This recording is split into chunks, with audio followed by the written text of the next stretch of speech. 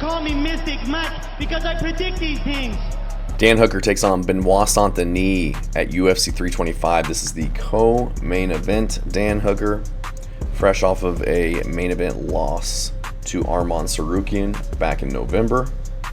Lost that in the second round by choke, taking on Benoit Saint-Denis, who's on a 3-fight winning streak right now over Kyle Prepelic, Mauricio Hufi, and recently got that 16-second knockout over my boy Benny Dariush. It's hard to watch, but a very good performance, very impressive performance against a tough guy in Benil Dariush.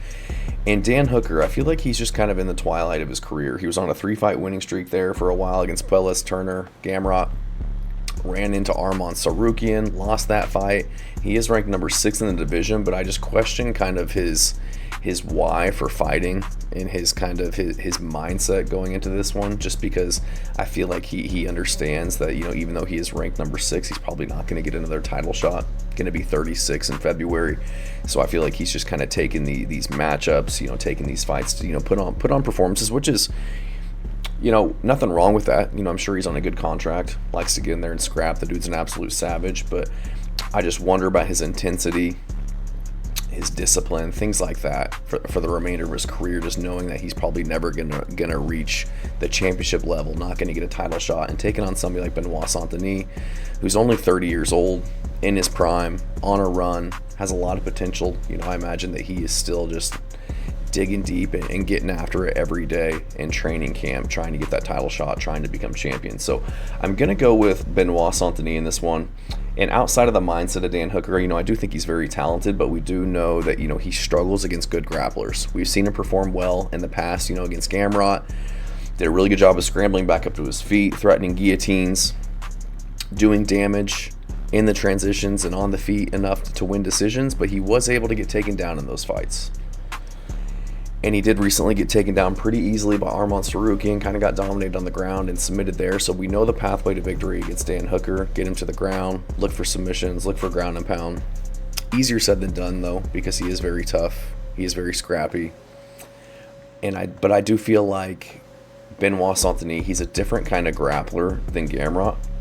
And I feel like he's similar to Arman Sarukian in that when he's grappling, he's also looking to do damage. He's looking to set up submissions, whereas Gamrot, I feel like he's just kind of looking to control on the ground, land some ground and pound, but he doesn't have the biggest submission threat, whereas Benoit Saint-Denis is a huge submission threat. The same with Arman Sarukian, in that, you know, him and Benoit Saint-Denis are pretty good strikers. I would think that Arman's a little bit better, but they have the threat of the stand-up, the ground and pound, the damage and the transitions, and the submission ability, which is something that I don't think that Gamrot really brought to the table, which is why Dan Hooker was able to have, you know, the success that he did in his anti-wrestling. So I'm going to go with Benoit Saint-Denis. I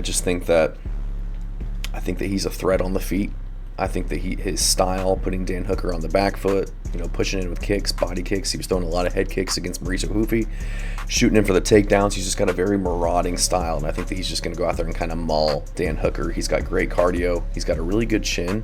Sometimes I feel like he relies on it a little bit too much, but I think he's just going to go out there, put Dan Hooker on the back foot, and look to get takedowns, and eventually find the submission. And with this being only 3 rounds, I think he's going to be able to push a super high pace against Dan Hooker and eventually find the submission in this one. I'm not saying that Dan Hooker can't win this fight. I think that he's tough as nails. You know, fought through that broken arm against Jalen Turner. I think he broke it in like round 2. Was able to win that round and win the 3rd round to get that decision. Again, was able to do more damage against Gamrot in a very gritty fight to get that split decision. And I do like his style in this one, and that he is going to be the taller, rangier guy. He's going to be about an inch taller, 2 inches taller. He's going to have a 2.5 inch reach advantage. I like the way that he uses his ranged attacks, his teep kicks, his front kicks to kind of maintain the range, beat up the body, beat up the legs of guys. And I do feel like Benoit Saint-Denis, he's there to be hit as he moves in. I feel like he relies on his chin a lot. He isn't the most defensively responsible. I feel like he kind of keeps his head on the center line, moves in straight lines forward as he's trying to push into guys. I thought that Mauricio Hufi was going to have a little bit more success on the back foot, you know, counter left hooks, things like that as he was pushing in. But Benoit Saint-Denis, he was threatening very well in that fight as well with the body kicks, the overhand rights. He was throwing, you know, right high kicks, left high kicks, and then shooting under on the takedown. So it was really hard for Hufi to kind of time him coming in. And so that is a a concern of mine in this one is Dan Hooker just to be able to kind of plant his feet, fight at range, be kind of beating up Benoit Saint-Denis, use his scrambling ability, threaten with guillotines as Benoit comes in, rely on his chin and his toughness to kind of take what Benoit Saint-Denis given him. But I do think that the odds in this one favor Benoit Saint-Denis. The younger guy has taken some damage in his career, but I don't think as much as Dan Hooker. You know, Dan Hooker's been hurt, he's been finished, been in the UFC since like 2014, so the guy's taken a lot of damage, and he is on the, you know, the back end of his career, going to be 36, like I said, next month. So I do think that the odds favor Benoit Saint-Denis making it nasty, fighting his way in close, getting this to the ground and finding the submission. And I do think when Benoit Saint-Denis does get it to the ground, I think that he does a much better job than the Gamrots in terms of controlling position, getting into mount, getting dominant position with ground and pound, and kind of forcing guys into certain positions where they give up arms or they give up their necks for submissions. We saw that in the Mauricio Hoofy fight, got the rear naked choke. You know, same with the Kyle Prepelic fight, and even in the Kyle Prepelic fight, I felt like Benoit Saint-Denis, he got hit a few times in that fight, or really put him on notice, I feel like, and I can see that happening in this one with Dan Hooker, just because I think Dan Hooker's a better fighter, better striker than Kyle Prepelic. But then we also saw Benoit Saint-Denis not have the success against Renato Moicano, who hasn't looked the best as of late. He was put out by Dustin Poirier, but supposedly he went into that with a staph infection, which affected his cardio in that one. So I'm not saying this is going to be a one-sided fight for Benoit Saint-Denis. I don't know what the odds are. Tapology doesn't have them up yet. I usually don't really like to look at them until I'm doing the video, but I have to imagine that Benoit Saint-Denis is the favorite. But I do think that Dan Hooker is a live dog in this one, because again, I speak about his mindset, taking kind of this pragmatic approach to you know, the rest of his career.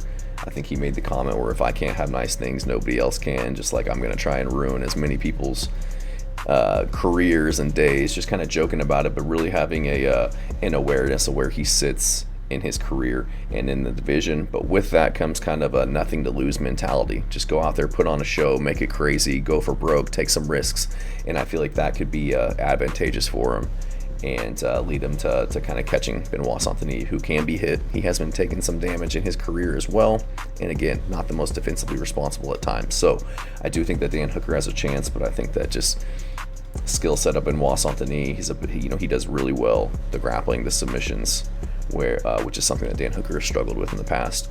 And he's on a run, he's motivated, looking to continue to climb the ranks and get a shot at the title. So I'm going to go with Benoit Saint-Denis. I think he gets this one done by submission in the second round.